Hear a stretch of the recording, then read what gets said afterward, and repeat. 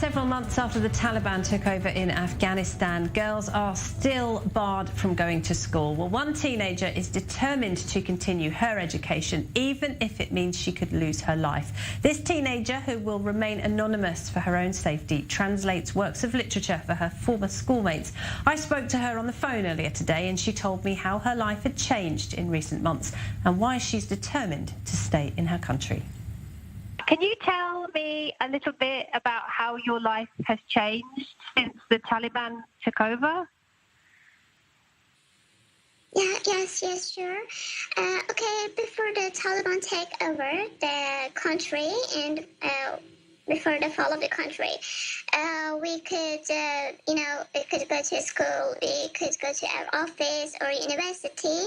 But now, after the fall of country, and especially in Kabul, they want to disappear the women, actually disappear the women step by step, and not allow them to work or even study or go to university.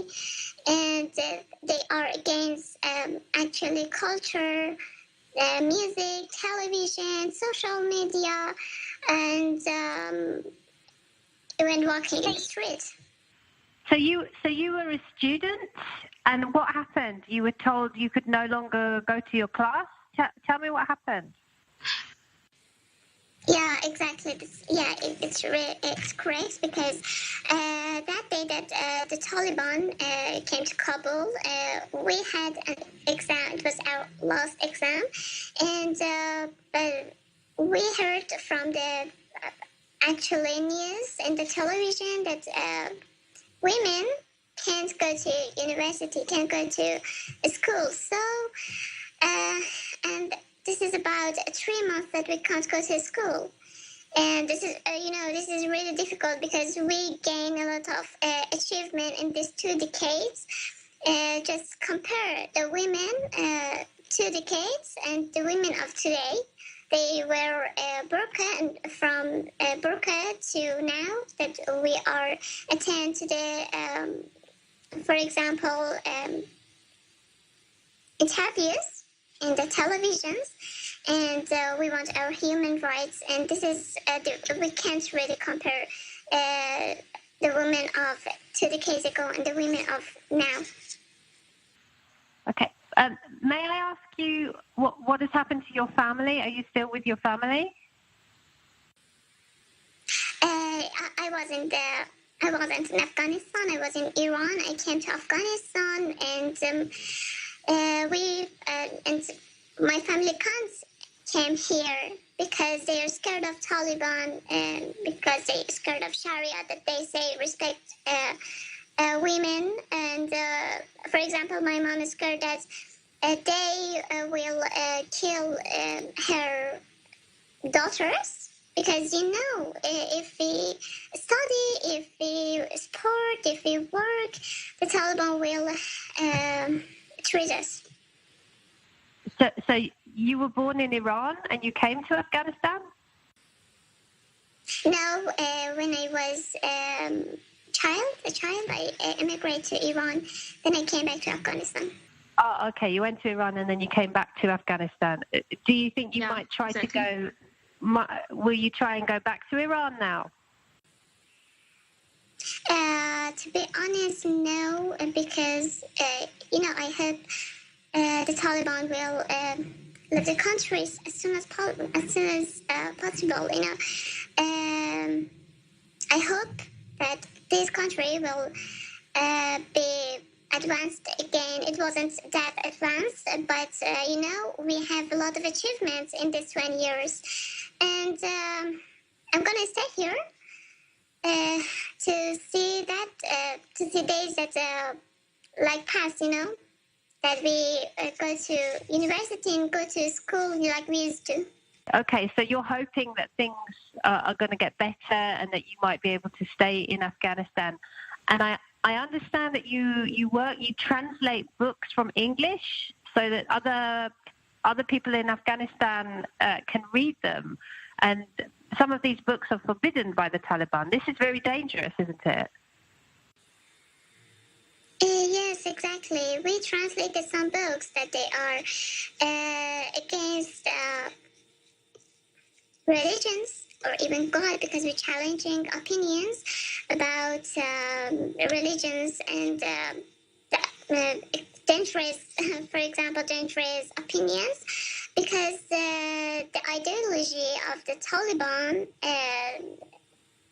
is ideology that sent us 20 years backwards, and we don't want to happen again, because we want to help younger generation to know the world around them, and know that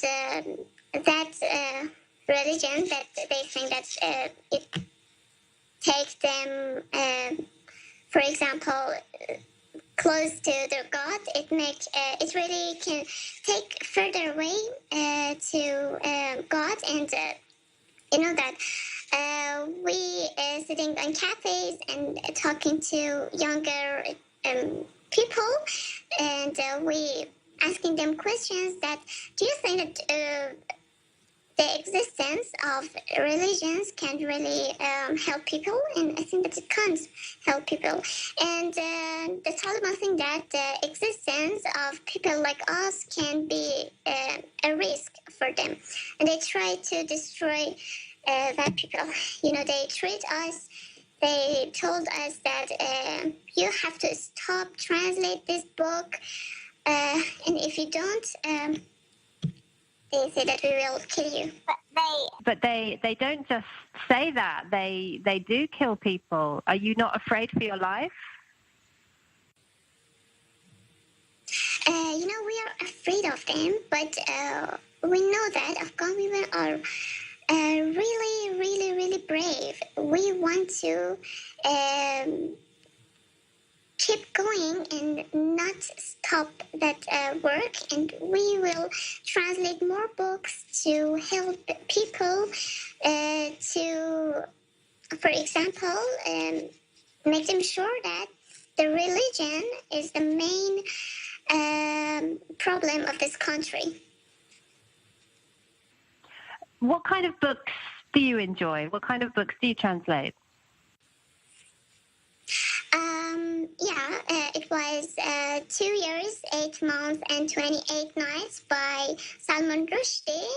And this book is challenging opinions, challenging extremist opinions. And another book is Memory of My Melancholy Words by Gabriel Garcia Marquez. And it was so popular between people, and we had 100 volumes of that, and about 7, it was 1,000 of that volumes, and 700 volumes have been sold, and we are working on lifting the veil, and it is about women, and these 3 books are against Taliban beliefs. And you enjoy those writers. You enjoy Salman Rushdie and Garcia Marquez. We are a group that research a lot about the books that we don't call us artists, but we are just enjoy to help people to think better. And when we read the Salman Rushdie book, we think that, it's really great. We have to translate this book and introduce it to people.